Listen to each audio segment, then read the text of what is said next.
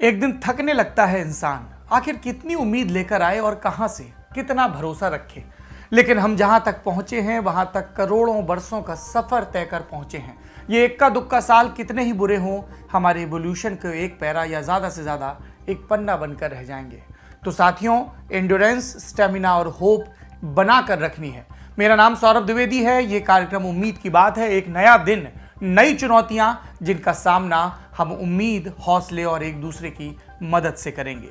उम्मीद की बात में हम कोविड की इस महामारी के बीच उन व्यक्तियों और संस्थाओं की बात करते हैं जो उम्मीद को एक जिंदा शब्द बनाए हैं। पहली कहानी आज तक के जगदलपुर संवाददाता करीमुद्दीन की तरफ से। जगदलपुर मेडिकल कॉलेज छत्तीसगढ़ के आदिवासी बहुल इलाके में है। यहाँ लगातार कोविड से मौतें हो रही थी।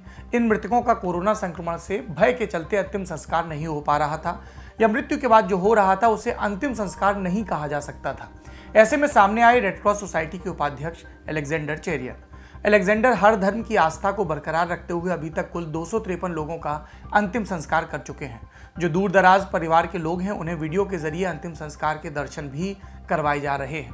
कफन दफन का इंतजाम करने, अंतिम संस्कार, परिजनों को सूचना, एम्बुलेंस की व्यवस्था और प्रशासन से संपर्क कर अन्य राज्यों के मृतकों के शवों को घर तक पहुंचाना, चेरियन ने इस काम में दिन रात एक कर दिया है। दूसरी कहानी अतुल वैद्य की, बालापुर से। कुछ पिछली कहानी जैसी, बस देश काल परिस्थिति और हाँ, धर्म भी अलग है। स्क्रीन पर आपको जो वीडियो और तस्वीरें दिख रही हैं वो बालाघाट के मोक्ष धाम की हैं। यहाँ कोरोना से मृत व्यक्तियों का अंतिम संस्कार पूरे हिंदू रीति रिवाज के साथ मुस्लिम युवकों की एक टीम कर रही है। हालांकि इस टीम को नगर पालिका की तरफ से मामूली सा भत्ता भी मिलता है, लेकिन पत्रकार अतुल वैद्य बताते हैं कि पगार से कहीं ऊपर सेवा की भावना और मन में सांप्रदायिक सद्भाव इनके काम में झलकती है। लगभग एक वर्ष से कोविड पॉजिटिव बॉडी का अंतिम संस्कार मेरे और मेरी टीम द्वारा कराया जा रहा है। कई बार ऐसी परिस्थिति आ जाती है कि परिजन अपनी बॉडी को छोड़ के चले जाते हैं घबराहट में, तो उनका भी बिना किसी भेदभाव किए उनके भी बॉडी का अंतिम संस्कार हिंदू रीति रिवाज के साथ पूरी सुरक्षा के साथ किया जाता है, कोविड की गाइडलाइन के साथ। तीसरी उम्मीद की बात करेंगे लखनऊ की एक महिला वर्षा के बारे में। वर्षा क्या करती हैं? जिनका निधन कोरोना वायरस से हो रहा है, उनकी मृतदेह को वो शमशान घाट और कब्रिस्तान तक पहुंचाती हैं निःशुल्क। आपको पता ही होगा, जब किसी की मौत कोरोना वायरस से होती है तो मृतक के परिजनों और रिश्तेदारों को डेड बॉडी ले जाने में दिक्कतों का सामना करना पड़ता है। लगातार इस तरह की खबरें आ रही हैं। गरीब या मध्य वर्ग के लोगों के लिए एम्बुलेंस का खर्च अफोर्ड करना भी मुश्किल है। एम्बुलेंस 10-15 हज़ार या इससे ज़्यादा ही चार्ज कर रही है। ऐसे में वर्षा, उन्होंने पहले दिन एक प्राइवेट गाड़ी हायर की, लेकिन अब उनके पास 2 और गाड़ियां हैं जिससे उन्होंने लोगों द्वारा मिली आर्थिक मदद से हायर किया। वर्षा को अमेरिका, कनाडा, न्यूयॉर्क और सऊदी अरब जैसी जगहों से भी अंतिम संस्कार करवाने के लिए कॉल्स आती हैं, क्योंकि कुछ लोगों के परिजन विदेश में रहते हैं और फिलहाल वो भारत आने में अक्षम हैं। इन 3 कहानियों को बता चुकने के बाद बस इतना ही कहना है कि जिन्हें जात धर्म से मतलब नहीं, उन्होंने इन तीनों कहानियों को मानवता से बुकमार्क कर लिया होगा। बाकियों को इसमें अलेक्जेंडर, सोहेल और वर्षा का धर्म और जेंडर पता चल रहा होगा। चौथी उम्मीद की बात हमें भेजी हमारे एक दर्शक अब्दुल बासित ने, महाराष्ट्र के औरंगाबाद शहर से। यहाँ का सिटी हॉस्पिटल पूरे मराठवाड़ा इलाके का सबसे बड़ा अस्पताल। जाहिर है यहाँ इलाज करवाने लोग दूर दूर से आते हैं। अब होता क्या है, अस्पताल का पूरा फोकस कोविड मरीजों पर है। ऐसे में मरीजों के परिवार वालों और तीमारदारों की सुध कौन ले, खाने पीने की व्यवस्था कौन करे? शायद यही सवाल ग्लोबल मेडिकल फाउंडेशन के मन में भी रहा हो, लेकिन अफसोस की तरह नहीं, उत्तर ढूंढने के उद्देश्य से। और उत्तर के तौर पर यह फाउंडेशन लग गई अपने काम में। क्या काम? मासीउद्दीन सिद्दीकी द्वारा स्थापित ये फाउंडेशन गरीब और दैनिक वेतनभोगी श्रमिक मरीजों के परिवारों को भोजन, फल, बेकरी आइटम और राशन किट दे रहा है। ग्लोबल मेडिकल फाउंडेशन मुख्यतः सरकारी अस्पताल के रोगियों की आर्थिक सहायता करता है। ये लोग स्लम एरिया के लोगों की भी मदद करते हैं, भोजन वगैरह पहुंचाकर। पांचवी उम्मीद की बात मुजफ्फरपुर से। इस वक्त आपको स्क्रीन पर दिख रही हैं तस्वीरें। ये उन युवाओं की हैं जो शहर में कोरोना संक्रमित लोगों तक मुफ्त खाना पहुंचा रहे हैं। नेहल कुमार गुप्त, सचिन कुमार मंटू और पंकज पटवारी, उनकी इस शानदार पहल की चर्चा पूरे शहर में हो रही है। इस पर इन युवाओं का क्या कहना है, सुनिए। हम यहाँ मुजफ्फरपुर में कोविड पॉजिटिव जो लोग हैं जो होम क्वारंटाइन में हैं उनके लिए 2 समय का भोजन उपलब्ध करवा रहे हैं। ये हम लोग पिछले 5 दिनों से कर रहे हैं और उम्मीद है कि हम लोग आगे तक करेंगे। लोगों का सहयोग मिल रहा है। लोग हमारे फ़ोनपे नंबर और अकाउंट में जो है सहयोग कर रहे हैं। उनके सहयोग से हम अधिक से अधिक दिनों तक इस कारवां को लेके जाने की कोशिश करेंगे और आप लोगों से भी उम्मीद है कि आप लोग हमें इस कार्य में सहयोग करें, ताकि कोविड पॉजिटिव लोग जो घर पे बीमार पड़े हैं वो कम से कम इस स्थिति में नहीं है कि खाना खुद से बना सके, तो उन्हें एक राहत मिले। बिहार के मुजफ्फरपुर शहर में ही अगर कोई कोरोना पॉजिटिव शख्स जो होम आइसोलेशन में है और खुद का खाना बनाने में असमर्थ है, वो नीचे फ्लैश किए जा रहे नंबरों पर कॉल कर इन युवाओं की मदद ले सकता है। अगर आप इन युवाओं को आर्थिक योगदान देकर मनोबल बढ़ाना चाहते हैं, तब भी आप संपर्क कर सकते हैं। अब आज के दिन की आखिरी उम्मीद की बात की तरफ बढ़ते हैं। हमने देश भर के अखबारों और न्यूज़ पोर्टल से कुछ उम्मीद की खबरों का कंपाइलेशन किया। जैसे दैनिक भास्कर की एक खबर के मुताबिक स्टील अथॉरिटी ऑफ इंडिया के आइनॉक्स प्लांट में 25 अधिकारी और 145 मजदूर बिना रुके काम कर रहे हैं दिन रात, ताकि रोज 150 टन ऑक्सीजन का उत्पादन किया जा सके। अखबार के मुताबिक मजदूरों का लंच बॉक्स सामने रखा था, पर वो खा नहीं रहे थे। पूछने पर बोले अभी 50 टन ऑक्सीजन और बनानी है, जब तक नहीं बन जाती नहीं खाएंगे। नवभारत टाइम्स की एक खबर के मुताबिक पिक्चर टाइम डिजिप्लेक्स नाम की कंपनी ने संसाधनों का प्रयोग बड़े इनोवेटिव तरीके से किया। ये company mobile digital movie theatre के क्षेत्र में काम करती है। इन दिनों ये विभिन्न प्रकार के पोर्टेबल शेल्टर और मोबाइल हॉस्पिटल बना रहे हैं, जिससे बड़े स्तर पर लोगों को स्वास्थ्य सेवा और आपातकालीन शेल्टर मिल सके। दिल्ली के अपोलो हॉस्पिटल ने इस वास्ते पिक्चर टाइम से संपर्क साधा। इसके बाद पिक्चर टाइम ने इनफ्लेटेबल, एक्सपेंडेबल और फोल्डेबल टेंट के कॉम्बिनेशन का उपयोग कर 72 घंटों के अंदर अपोलो अस्पताल में ऑक्सीजन सुविधा के साथ 40 बेड तैयार की।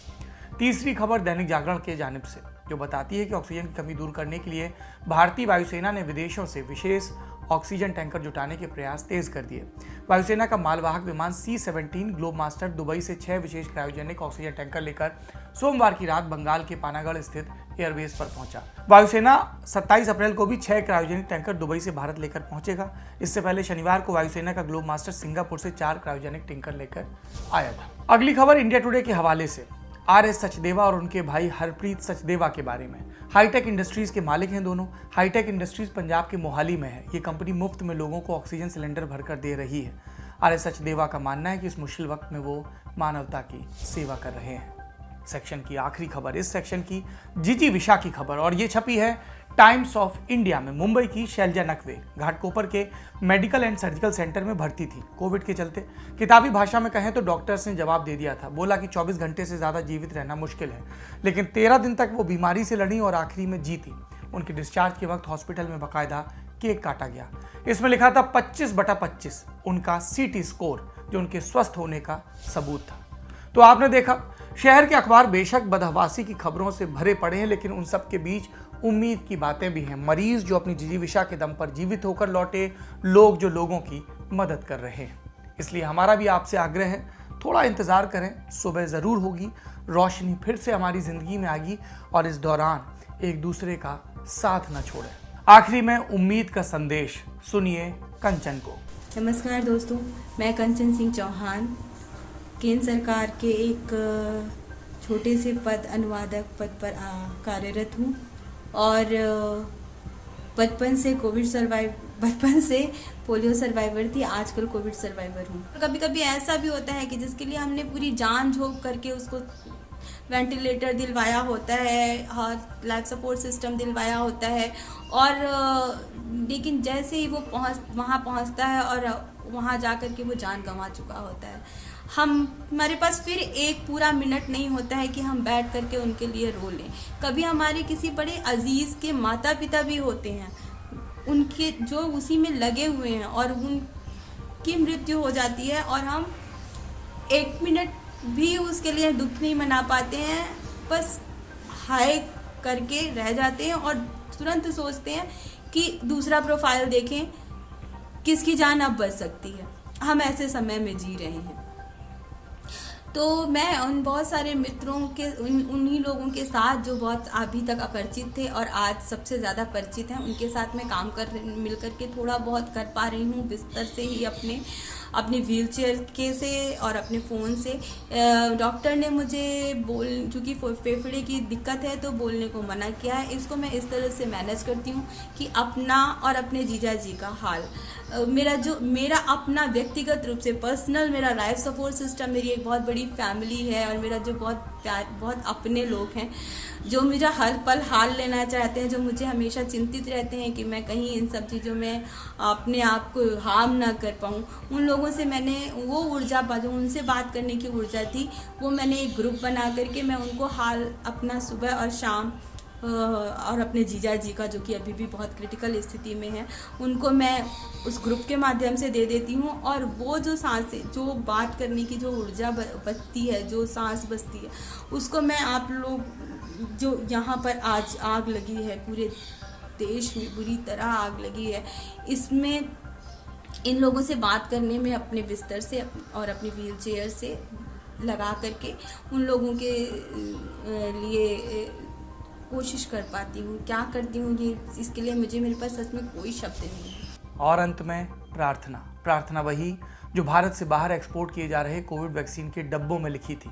प्रार्थना जो बृहदारण्यक उपनिषद से ली गई है। सर्वे भवन्तु सुखिनः, सर्वे सन्तु निरामया, सर्वे भद्राणि पश्यन्तु, माँ कश्चित् दुख भाग भवेत्। सब सुखी हो, सभी रोग मुक्त हो, सभी मंगलमय घटनाओं के साक्षी बने, किसी को भी दुख का भागी न बनना पड़े। और सभी में चूंकि मैं भी शामिल हूँ तो फिर मेरे भी दुखी रहने का सवाल नहीं उठता। संवेदना है, करुणा है, संकल्प है। सरकारों की जवाबदेही तय करेंगे, ज़मीन पर उतरकर आंकड़ों, विशेषज्ञों सबके हवाले से। और ये भरोसा है कि जनता जागरूक होगी, लापरवाही नहीं बरतेगी। अगर ये दो चीज़ें होंगी तभी उम्मीद की बात अपने मकाम तक पहुँचेगी।